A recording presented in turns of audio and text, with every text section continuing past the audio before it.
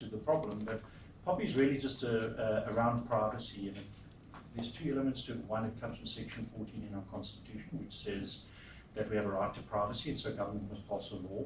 Two, it also comes from international practice, mainly from Europe, where they state that you cannot send personal information to a country that's not adequately protected. Some people feel that's colonization through legislation. But that aside, it is important to protect personal information. What is personal information? Any information that can identify an individual. Yeah. So it's not just financial information, it can also be medical information, it can be information about your date of birth, your address, and so on. And we all know we want that information protected, especially when, no offense, people phone you to say that you won a prize, you won a competition, you don't know where the heck they got your details from.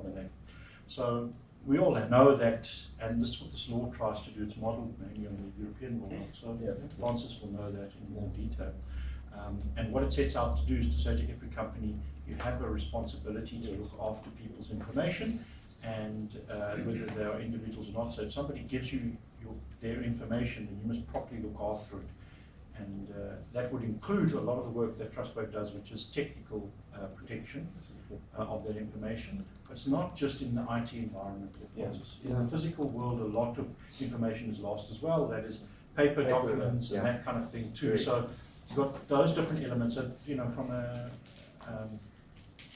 consumer perspective, what Popi is really all about is protecting those individuals and their information.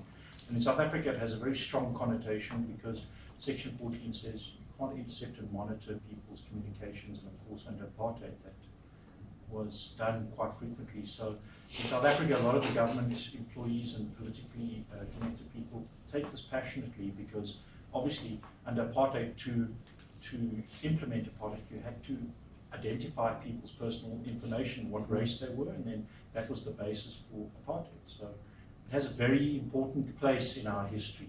Is there Section 14 of which act? Of the Constitution. Section 14 of the Bill of Rights. So that says everybody's got a right to privacy, and then it's got like certain subsections explaining what that entails. And we had, like, for instance, as David said, the Regulation of Interception of Communication Act, or the RICA, that spoke to the interception of communications.